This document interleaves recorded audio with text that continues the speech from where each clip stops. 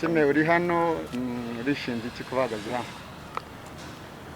Ndi hano kubwo kurenga ku mabwiriza cyangwa se zimwe mu ngamba za coronavirus 19. Byagenze bite kuba wenda bakisanga uri mu maboko ya polisi? Tubwire mu buryo burambuye ngo dusobanukirwe.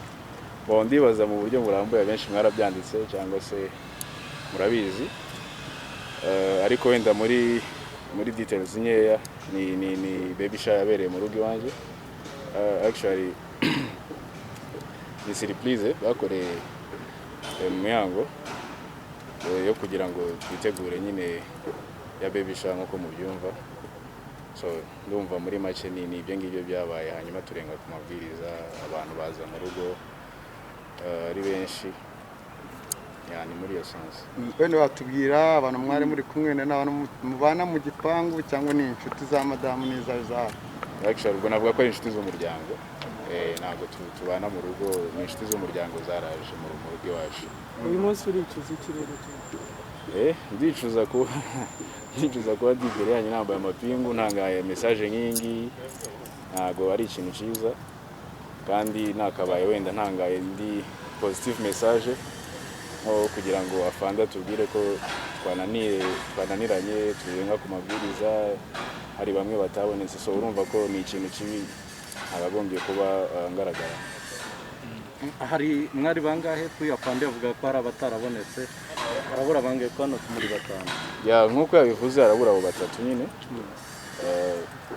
Urebye ni batatu, numva twari 8, ariko harimo abo mu rugo yabo twabanaga. So abaje bava hanze ndumva ari 5, hari nimba atari 6. Ni ubuhe butumwa wagenera rero abakunzi bawe, abanyarwanda muri rusange? Ubutumwa nabo cyambere no gusaba imbabazi ku nzego zishinzwe umutekano ko twagaragaje isura itari nziza. Actually harimo no kubananiza kugira ngo babajye gushaka abantu. So ku bakunzi bo bambabarire nyine, bakomeze bankunde, Imana nayo ikomeze ishyiremo imigisha mu bindi wenda biri imbere. Umuntu navanga kimwe waruvuze ko ari surprise itegurwa ry'ino baby shower nta makuru wari urifite? Navuga ko nta information zihagije nari bifite, kubera ko nta nubwo nari mpari biba. Nibyabura kugira ngo ufate 5 jours uri muri prison, umere gutya, then utange indi shusho hanze.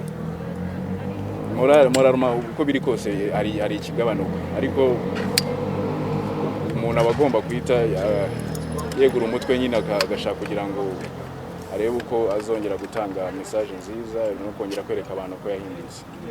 Nyuma yuko abanyarwanda bumvishe ko kwizera Olivier kipa ivuyemo, ngira ngo abenshi bose batekereza ko kimenye bwo hari nta kibazo, bibuka ko nawe uri muri prison. Umugongo wacitse? Ntago izo ntago bimenye hano, ntago nari mbizi ibyo ngibyo. So ubwo iyo ni indi detail wenda twazaganiramo nameze gutya. Byagenze gute rero kugira ngo wisange muri iki kibazo gitumye umunsi uhagaze hano? Byatewe nuko twakoresheje fete y'umushiti wacu wari utwite yitegura kubyara, tuyikoresha mu gihe bitemewe, amavideo asohoka hanze.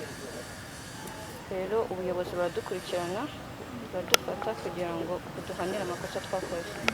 Ntabwo navuga ko nishe amakosa nyazi, ntabwo nari kuko ngiye maze iminsi ndwaye, ntabwo nari nzi updates. Numvaga ko hari fete zikemewe z'abantu bake, twari bake cyane, twari abantu 8 niba atari 9 niba ntibeshe, njyewe n'undi umwe twari dufite covid test. So nkabyagenze, ntabwo nishe amakosa nyazi, ntabwo nari mbese. Uyu munsi rero uri hano, ni iki wicuza? Ncuza ko nagiye muri fete ntazi neza yuko fete zemewe, ntabwo bizongera. Uri umwe mu bantu bakurikirwa cyane kuri social media, bafite abantu benshi bakurikira, n'ubuhe butumwa bikwiye kubasigira abi? Ubutumwa byasigira n'abandi bose nuko dukwiye gukurikiza amabwiriza abayobozi bacu batubwira, kandi tukirinda kugwa mu ikosa. Bishe amabwiriza yo kwirinda COVID-19, bakora ibirori byo mu rugo. biza kugaragara ku mbuga nkoranyambaga n'amavideo cyangwa se no mu mashusho ko nyine bisha amabwiriza, turabafata, polisi irabafata. Kugeza ubu bari abantu 8 niyo makuru dufite. Ahangaha murabona ko hari 5, hari 3 bakomeje kwihisha. Ariko icyo twavuga nuko iyo wemeje kwica amabwiriza ukica amategeko uba wiyemeje, nta mpamvu yo kwihisha polisi cyangwa yo gutinya ko polisi gufata, kubera ko nibyo wahisemo, kuko ubizi neza ko polisi ari urwego rushinze kugenzura icyambere ihoreza ry'amabwiriza, ariko rushinzwe no kubungabunga umutekano w'abantu ndetse no kubahiriza amategeko. Ibyo rero aba bantu 3 batari baboneka, turabaza amazina yabo, tuzi aho batuye. Kuhihisha cyangwa se no kwihisha ahandi ntabwo bibakuraho amakosa bakoze. Twabagira inama yuko baza bakajya kuri polisi bakisobanura, hanyuma bagakomeza kwirinda kubahiriza amabwiriza yo kwirinda kino cyorezo.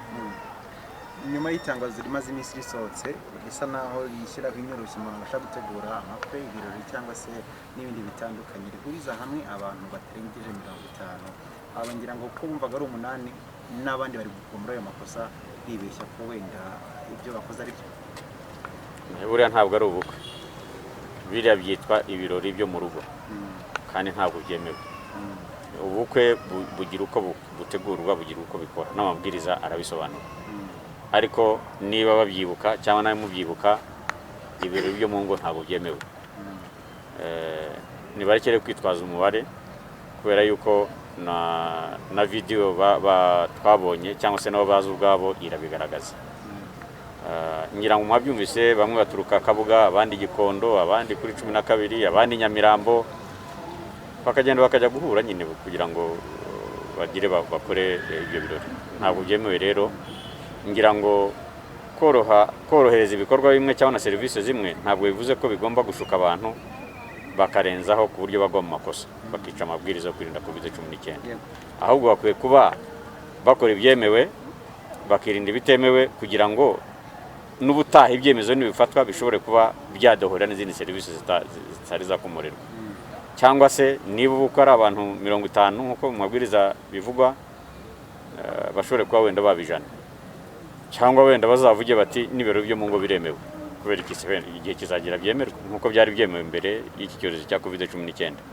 Ntekereza rero yuko abantu bakwiye kumva ko bafite inshingano cyane cyane zo kwirinda kino cyorezo, ariko no kugira uruhare kukirinda no kurinda abandi, ku buryo ibintu byose bifunzwe cyangwa serivisi zose zifunzwe cyangwa ibikorwa byose bifunzwe byafungurwa bakabikora bisanzuye.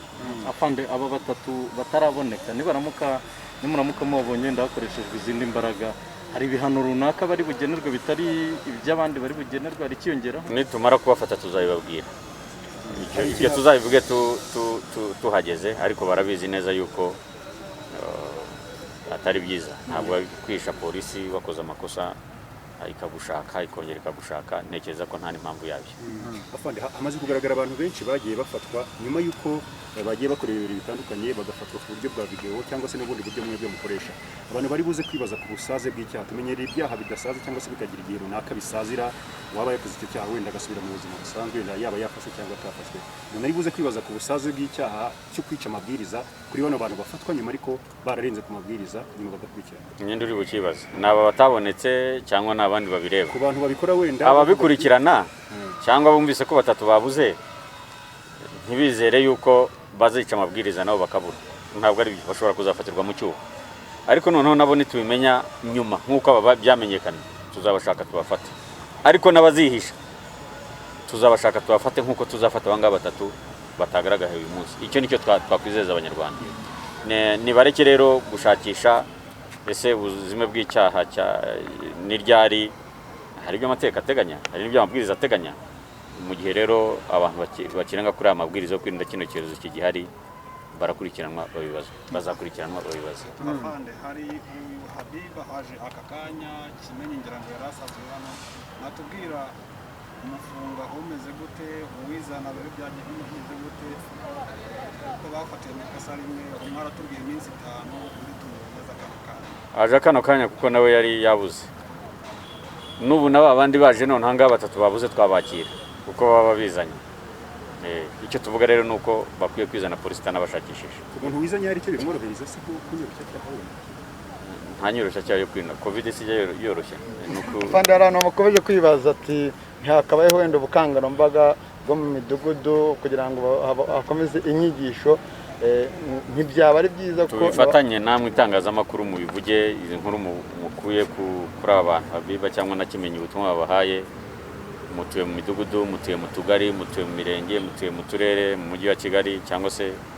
n'ibitangazamakuru byanyu bigera mu ntara ubwo butumwa busakare ko nta muntu n'umwe wemerewe ukwiye kwica amabwiriza yo kwirinda kino cyorezo uwo bizamenyekana ako kanya azafatirwa mu cyuho cyangwa se bikamenyekana nyuma azakurikiranwa afata uyu munsi dufite Kimenyi Yves wafashwe arenze ku mabwiriza nabo bari kumwe ubushize twumvisha abandi batandukanye mu byamamare bakunze James n'abandi benshi bagiye baca hano kuri izi mikoro bambaye amapingu basobanura uko byagenze kuba icyamamare gifatwa kigatanga ikiganiro n'itangazamakuru cyangwa amakuru gisobanura uko cyafashwe ni kimwe mu bihano cyangwa ni ubukangurambaga nk'icyamamare ahubwo ntekereza ko bakwiye kubera urugero abandi ubwo niba ari icyamamare bagenzi be bazi ko ari icyamamare akwiye kuba intangarugero mu byamamare cyangwa se n'abakunzi be cyangwa abafana be ibyo rero gutanga ubutumwa ntabwo ari igihano icya kabiri